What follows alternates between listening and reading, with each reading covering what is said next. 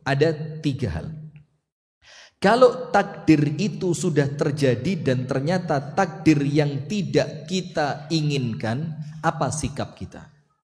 Ingat, yang pertama, perkara mengenai takdir dan yang berkaitan dengannya. Nomor 1, takdir termasuk perkara apa? Rukun iman. Yang kedua, takdir itu datang karena rahmat dan kasih sayang Allah. Kemudian yang ketiga, apa fungsinya takdir? Supaya kita tidak bangga sampai sombong ketika dapat sesuatu, dan kita tidak sedih berlarut ketika kita kehilangan sesuatu. Kemudian yang terakhir, yang keempat, takdir itu jamaah untuk kita muhasabah atas dosa yang telah kita lakukan. Sekarang, kalau takdirnya sudah datang,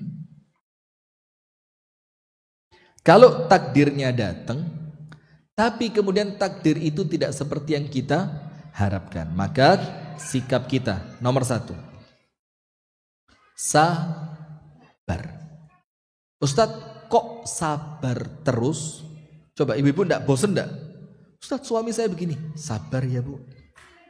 Ustadz, sudah sekian kali terulang. Yang sabar ya bu.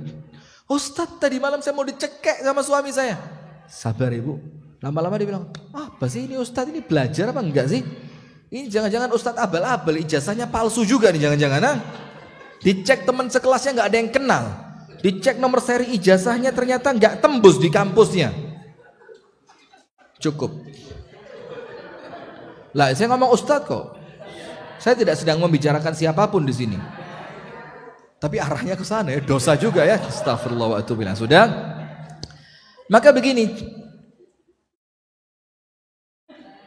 Sabar. Terima kasih Bu. Ya Allah, ini nasihat paling baik dalam hidup saya. Sabar. Maka begini, Ustadz kok sabar terus ya? Apa Ustadz tidak punya solusi yang lain? Maka kita jawab, ada satu hadis di mana Rasulullah Shallallahu Alaihi Wasallam bersabda,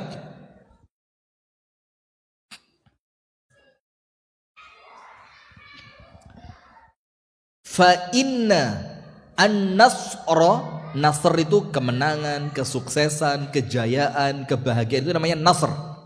Fa inna nasr, kemenangan itu, kesuksesan itu, kebahagiaan itu, fa innan nasrat ma'as sabri, datangnya bersamaan dengan kesabaran. Berarti ketika muncul takdir yang buruk dan Anda seketika itu bisa sabar, tidak usah nunggu jalan keluar, itulah sudah sabar, itu kemenangan. Anda bisa sabar, itu sudah menang. Karena setan tidak senang Anda sabar. Setan itu mengajarkan kepada Anda apa? Teriak, pukul, sikat, bakar, keroyok, hancurkan. Coba, setan ada? Ngawur. Hancurkan, jangan kasih, jangan maafin, jangan dilupain. Itu setan. Sementara Allah meminta kita untuk apa? Wasta'inu bis-sabri was-salat. Kalau terjadi sesuatu yang tidak baik, Allah bilang apa? Ayo minta tolong sama Allah. Tapi caranya bagaimana? Jadi kunci membuka pertolongannya Allah itu sabar dulu. Bagaimana tidak mau sabar terus? Ini kan yang datang kepada kita ketetapannya siapa? Allah. Terus Anda protes, gimana sih? Setelah Anda protes sama yang bikin, terus Anda minta tolong, tapi bantuin dong. Marah enggak yang bikin? Enak aja katanya. Lawang kamu nggak sabar kok sekarang minta? Coba dari awal sabar. Dan sabar itu jamaah bukan nunggu setelah sekian hari. Minggir. Gak kuat saya lihat muka kamu. Pengen tak parut lambemu. Gitu. Loh, Anda kok ngerti bahasa Spanyol? Anda orang mana sih? Sudah? Tidak begitu. Tapi sabar itu apa? Ketika terjadi pertama kali. Maka ketika perempuan tahu kan anaknya meninggal, Rasul bilang, Bu jangan nangis, jangan marah, minta tolong sama Allah, minta pahala kepada Allah, yang sabar. Perempuannya protes, enak ngomong begitu, kamu gak kena kok. Kita banget gak ini? Kita kalau lagi ada masalah orang lain bilang, yang sabar ya mbak, husnudzon ya mbak, walaupun gak keucap dengan lisan, minimal hati ngomong apa? Sabar. Kayak yang top aja kamu nyuruh saya. Enak kamu ngomong sabar. Emang kejadian ini gak kejadian sama kayak kita kan? Terus Rasulullah pergi. Setelah Rasulullah pergi diingetin sama sahabat perempuan tadi. Bu, tahu kan yang ngomong barusan siapa? Nggak tahu. Yang barusan ngomong Nabi Muhammad. Kaget ini perempuan. Dia datang ke rumahnya Nabi Muhammad ngomong, ya Rasulullah al-ana asbir. Ya Rasul, sekarang saya sabar. Rasul bilang apa? Oh enggak. Kamu tidak sabar. Kenapa? As-sabru inda sadmatil ula. Sabar itu ketika ketika pukulan yang... Nah, ini bagus. Refleksnya istighfar. Ada orang refleksnya keren, Pak. Ketika yang pertama dia langsung, maka itulah orang yang sukses. Nggak usah nunggu. Loh ini setelah sabar apa? Jangan. Anda bisa sabar, itu sudah menang. Apalagi nanti dapat bonus dari Allah berupa jalan keluar. Nah maka ketika terjadi musibah yang tidak kita inginkan, yang pertama apa? Sabar. Kenapa kok harus sabar? Karena Nabi Muhammad menjamin dan tidak mungkin Nabi Muhammad salah. Kalau sabar pasti sukses. Sekarang ada takdir yang tidak baik, Anda harus apa? Memang sabar itu kalau mudah, Bu, ya semua orang akan sabar. Tapi karena dia susah, maka tidak semua orang mampu untuk sabar. Nah sekarang disebutkan oleh para ulama ada 4 tingkatan sikap manusia ketika terjadi takdir buruk. Ada berapa? 4 tingkatan sikap manusia ketika terjadi apa? Takdir buruk. Yang 1 jelek, yang 3 baik. Anda mau yang 1 apa 3? Yang 1 jelek, 3 baik. Anda mau yang 1 apa 3? Pak, sudah siap Pak? Sudah boleh 3 Pak? Dia milih 3 dibanding 1. Ayo bismillah, ini sudah ini lampu hijau. Syekh beli lampu hijau, lebih milih 3 dibanding 1 ya. Yang 1 jelek, yang 3 baik. Berarti kalau istrinya baru 1, oh tetap sudah. Bukan ngajak-ngajak, saya mendakwahkan. Bagus, terima kasih. Salaman. Luar biasa, Allahu Akbar. Oh, minimal niat dulu.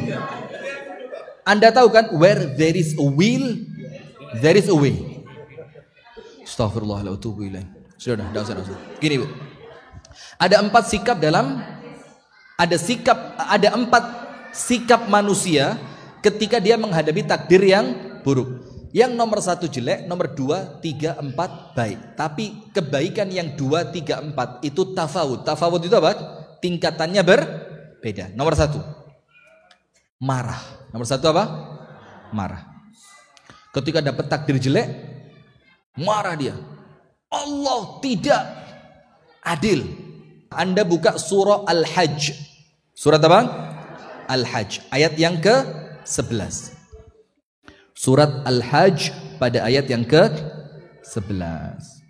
Surat Al-Hajj ayat yang ke-11.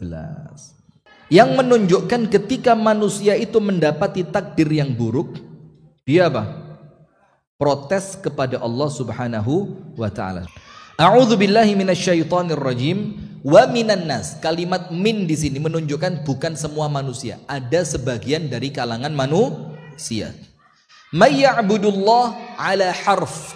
Orang yang menyembah Allah dalam satu keadaan saja. Anda ngerti tidak dalam satu keadaan itu apa? Dia menyembah kepada Allah hanya kalau senang saja. Oh Allah baik, Allah Rahman, Allah Rahim, Allah Ghafur, Allah Wahhab, Allah Tawwab. Itu ketika apa? Senang. Tapi kalau pas kena musibah, murka dia.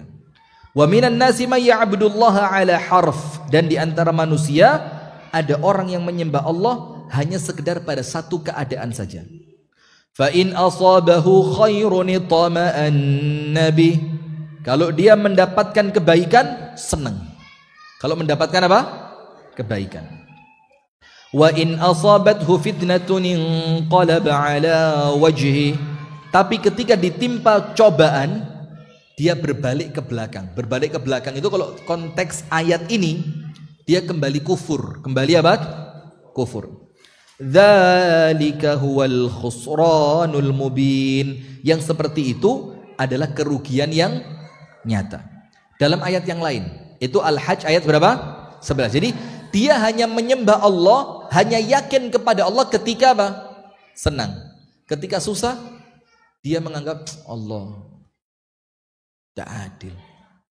Allah jahat sama saya. Allah tidak bisa. Itu bahaya, Bu. Kenapa? Allah sesuai prasangka siapa? Hambanya. Dalam ayat yang lain, Allah Ta'ala mengingatkan begini. فَأَمَّا الْإِنسَانُ إِذَا مَا ابْتَلَاهُ رَبُّهُ فَأَكْرَمَهُ وَنَعَّمَهُ فَيَقُولُ رَبِّي أَكْرَمَنِ وَأَمَّا إِذَا مَا ابْتَلَاهُ فَقَدَرَ عَلَيْهِ رِزْقَهُ فَيَقُولُ رَبِّي أَهَانَنِ. Ada orang-orang itu yang memuji Allah ketika rezekinya lapang saja. Sama Allah rezekinya diperluas, sama Allah dikasih kenikmatan. Dibilang apa? Rabbi akraman. Allah ini memang baik. Tapi wa amma idza mabtalahu, kalau dia diuji oleh Allah, wa qadara alaihi rizqahu, rezekinya sama Allah diapain? Kerannya yang awalnya dibuka full, sekarang mulai ketutup setengah. Mulai keluarnya itu udah enggak lagi banyak. Dibilang apa? Rabbi ahanan. Allah tidak baik ini.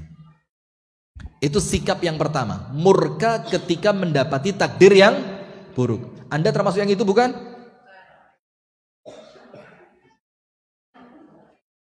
Dan itu tidak ringan. Tidak ringan. Kenapa? Karena waktu terjadi musibah, itu dalam hati itu perang. Antara sabar, marah, kecewa, ridho, itu perang. Saya 2 tahun yang lalu ngalamin. Saya lagi di Batu, di kota Batu, di bulan Ramadan tanggal 10. Di bulan Ramadan tanggal 10 di kota Batu. Anak saya sakit di Kasembon, 40 kilo jaraknya. Dari tempat saya ceramah ke rumah saya. Itu mau sahur, ditelepon sama kakak saya. Anakmu meninggal. Itu kaki di kamar mandi itu kayak nggak ada tulangnya.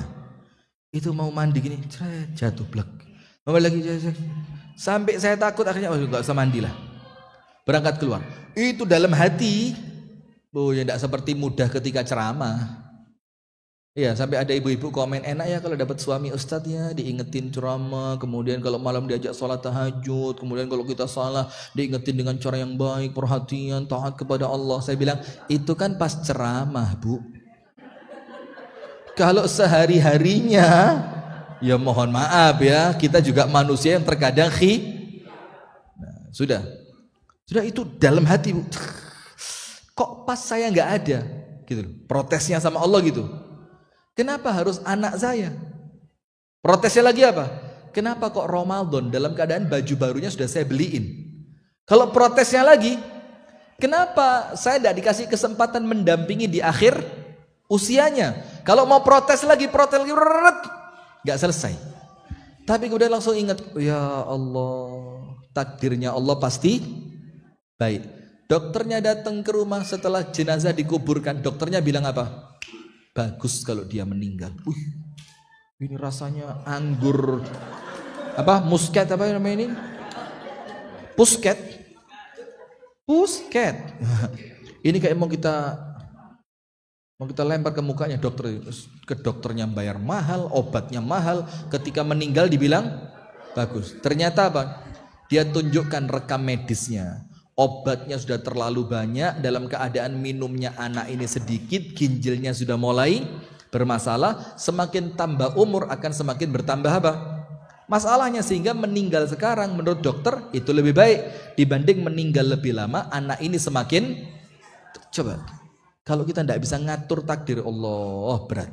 Sudah, yang pertama marah. Nomor 2, ingat 2, 3, 4 sudah apa? Baik. Kalau sudah 2, 3, 4 sudah baik. Kalau masih 1, marah kok. Oh, konteksnya beda. Kalau masih satu di sini marah, maka tidak baik. Yang kedua, ketika kena masalah, sabar. Ustadz, sabar kok baik tapi bukan level yang teratas. Oh, belum bisa. Nanti level yang terbaik apa? Bersyukur kepada Allah atas musibah jelek. Ya apa bersyukur? Nah, maka nomor 2, sabar dulu. Sabar itu level kedua. Daripada marah, mendingan. Karena orang itu cukup diem saja. Sabar. Tapi hatinya belum tentu ridho. Karena sabar itu apa? Menahan lisan dan perbuatan. Jangan sampai mengucapkan dan melakukan sesuatu yang dimurkai oleh. Berarti cukup Anda. Itu apa sudah? Sabar. Dan kenapa sabar itu gak bagus-bagus banget? Dia cuma level kedua saja. Karena mau sabar ataupun tidak, musibahnya tetap terjadi. Na'udzubillah, semoga Allah menyelamatkan dia. Dengar cerita, motormu dicuri orang. Oh, kita marah-marah, handphone kita lempar. Ini musibah satu jadi 2. Balik enggak? Kalau Anda marah motornya balik enggak? Enggak juga. Orang ditelepon, mobilmu kebakar, tokomu kebakar. Kalau dia marah, balik enggak? Maka tidak ada pilihan lain memang kecuali sabar. Maka cukup Anda tahan diri, tarik nafas, atur pikiran, tenang sejenak, selesai urusan. Minimal sabarnya sukses. Itu kedua. Maka itulah yang Allah minta dalam Al-Quran dalam surat Al-Baqarah. وَلَنَبْلُوَنَّكُمْ بِشَيْءٍ مِنَ الْخَوْفِ وَالْجُوعِ وَنَقْصٍ مِنَ الْأَمْوَالِ وَالْأَنْفُسِ وَالثَّمَرَاتِ وَبَشِّرِ الصَّابِرِينَ. Siapa mereka? الَّذِينَ إِذَا أَصَابَتْهُمْ مُصِيبَةٌ قَالُوا إِنَّا لِلَّهِ وَإِنَّا إِلَيْهِ. Selesai. Pokok kena musibah, inna lillah wa inna ilaihi. Nomor 3, ridho. Nomor 3 apa? Ridho. Ustadz, bedanya ridho dengan sabar apa? Orang sabar belum tentu ridho. Sama enggak ridho dengan sabar? Beda. Nanti sabar. Bedanya ridho dengan sabar apa? Kalau sabar itu sekedar menahan diri walaupun hatinya masih bergemuruh. Tapi kalau ridho pasti sabar. Orang sabar belum tentu ridho. Kalau ridho pasti. Karena ridho itu apa? Alhamdulillah ya Allah, memang ini sudah ketetapan takdirmu. Radhitu, saya ridho. Maka Allah kasih apresiasi. Apa apresiasinya? Orang yang ridho dengan musibahku, maka Allah akan berikan kepadanya keridhoanku. Jadi kalau ridho dengan ketetapannya Allah, Allah bakal apa? Ridho. Kenapa begitu? Balasan sesuai dengan amalan. Amalan kita ridho dengan apa yang Allah tetapkan, maka Allah akan ridho kepada kita. Itu yang ketiga. Yang terakhir, yang paling top, syukur. Tokomu kebakar. Alhamdulillah kakak, terima kasih berita gembiranya. Wow, amazing. Ya nggak gitu banget lah ya. Temennya bilang, ini musibah kebakaran, langsung telepon di grup Khadijah. Bu Vera nggak lagi kena apa-apa kan? Nggak ada gangguan apapun kan? Kok saya beritahu toko kebakar kok amazing, thank you my sis, oh great news. Malah ya bukan begitu juga, tapi apa? Syukur itu adalah dalam 3 hal. Tulis, syukur ketika terjadi musibah. Nomor 1, apa sih syukurnya itu? Ketika musibah itu tidak mengenai agama kita. Kalau musibahnya cuma musibah dunia, maka apa? Kecil. Wong dunia juga tidak kena musibah pun bakal kita tinggal kan? Iya apa enggak? Maka kalau musibahnya dunia, kita bersyukur alhamdulillah musibahnya bukan musibah agama. Nomor 2, kenapa kita syukur kepada musibah tadi? Karena musibahnya tidak lebih besar dibanding yang sedang terjadi. Misalkan tokomu kebakaran, alhamdulillah. Coba kalau saya pas di sana, saya ikut. Jadi kita mensyukuri karena tidak lebih dari yang sedang terjadi. Alhamdulillah, cuma itu. Kita bisa cari alasan lain. Syukur yang ketiga apa? Karena musibah itu tanda Allah cinta. Innallaha idza ahabba 'abdan ibtalahum. Allah kalau cinta sama seorang hamba, Allah kasih apa? Ujian. Maka syukur. Nah, sekarang jamaah sekalian, yang terakhir, kalau sedang terjadi sesuatu di antara takdir yang tidak kita inginkan, apa? Maju, move on. Apa dalilnya? Anda tahu Amirul Mukminin Umar ketika mau inspeksi, sidak lah ya, inspeksi mendadak. Itu dilakukan oleh Amirul Mukminin Umar berkali-kali, dan dia lakukan itu karena bentuk tanggung. Pertama, ketemu perempuan yang sedang masak air, isinya apa? Batu. Umar tanya, apa bu, kok anakmu nangis? Ibu itu nggak tahu kalau yang datang Umar. Baini wa baina Umar Allah. Antara saya dengan Umar nanti, itu saya lapor sama Allah. Terus Umar tanya, lu ada apa? Ini lihat anak saya kelaparan. Umar nggak tahu. Nggak apa-apa. Ini alhamdulillah. Kata orang tuanya, wih Ustadz kurang ajar banget anak saya jatuh, dia bilang. Nah ini qadarullah. Sudah begini, sudah konsen ke sini. Nggak apa-apa insya Allah itu. Sampai mana tadi? Umar ngerebus air. Kata perempuan tadi, mana mungkin dia tinggalkan anak saya kelaparan, terus dia nggak tanggung jawab. Umar tanya, dalam keadaan perempuan ini nggak tahu. Bagaimana bu Umar bisa tahu? Lawang Anda tinggalnya di puncak bukit ini. Kata perempuan tadi apa? Kok enak dia bilang bagaimana Umar bisa tahu? Lalu terus dia jadi pemimpin kami, tujuannya apa? Itu tanggung jawab dia. Gemeter Umar. Langsung Umar turun sama Abu Ubaidah Ibnul Jarrah. Masuk ke Baitul Mal, ambil gandum, ambil kurma, ambil minyak, digendong sama Umar. Abu Ubaidah bilang apa? Ahmilu anka ya Amirul Mukminin. Umar, saya yang angkatin. Marah Umar. Waihak, atahmilu wizri amam Allah yaumal qiyamah. Ngawur kamu ini, kata Umar. Mana mungkin kamu bisa nanggung dosa saya nanti di hadapan Allah? Tidak bisa, biarin Umar yang angkat. Umar angkat, dimasakin buat ibu tadi. Kata ibunya, biar saya yang masak. Gak usah, saya. Setelah masakannya selesai, anaknya disuapin. Kata ibunya, udah kamu pergi aja biar saya suapin anak saya. Kata Umar apa? Enggak, saya tadi lihat dia nangis, maka saya pengen lihat dia. Saya tadi lihat dia nangis karena lapar, maka saya pengen lihat dia ketawa karena kenyang. Kalau besok bu, mataharinya sudah keluar, kamu datang ke Baitul Mal, kamu ketemu Umar di sana. Pagi-pagi ibu itu datang ke Baitul Mal, ternyata Umarnya yang tadi malam ke rumahnya. Coba, itu apa enggak malu perempuan itu? Enggak malu, kenapa? Karena yang dia katakan kebenaran. Terus ketika Umar sidak, ingat gak?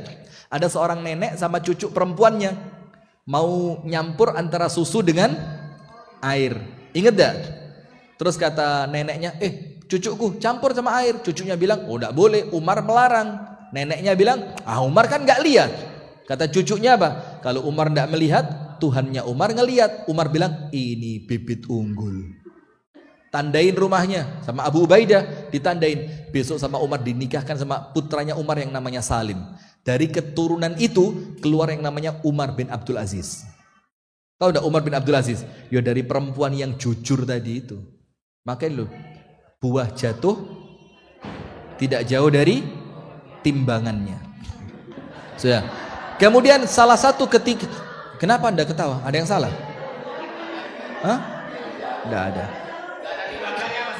Oh, udah ada, sip. Sekarang yang sesuai dengan materi kita. Ketika Umar mau sidak ke suatu daerah, ternyata Umar ketika mau masuk dicegat sama orang.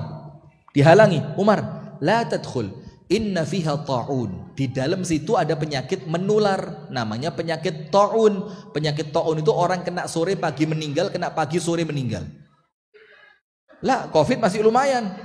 Ta'un itu bu, tidak ada kemungkinan sembuh. Kena pagi, sore berangkat. Kena sore, pagi berangkat. Itu ta'un. Maka dibilang, Umar, jangan masuk. Akhirnya Umar rapat dengan para pembesar Ansor dan Muhajirin. Gimana? Masuk enggak? Yang satu bilang, masuk Umar. Sampai sini masa enggak masuk? Masa Umar takut dengan takdir? Yang satu bilang, jangan Umar. Itu namanya bunuh diri. Akhirnya mereka diskusi. Muncul Abdurrahman bin Auf.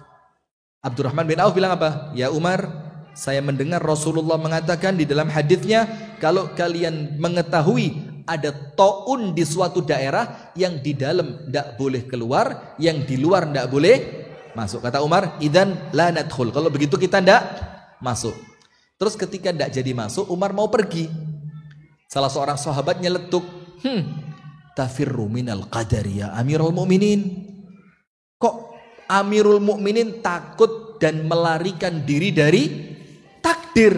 Kok Umar melarikan diri dari takdir? Kok kabur? Apa kata Umar? Afirru min qadarin ila qadar. Saya kabur dari satu takdir untuk menjemput takdir yang berikutnya. Berarti apa? Move on. Jangan berhenti di situ. Ini takdir selesai ceritanya sudah. Kenapa selesai? Udah terjadi. Terus apa yang Anda lakukan? Mau nangis terus? Tidak berubah apapun. Maka apa? Harus segera move on. Karena apa? Kita akan berpindah dari satu takdir menuju takdir yang berikutnya. Barakallahu fiik. Itu yang dapat kami sampaikan. Dari saya tutup dengan doa kafaratul majlis. Subhanakallahumma wa bihamdika.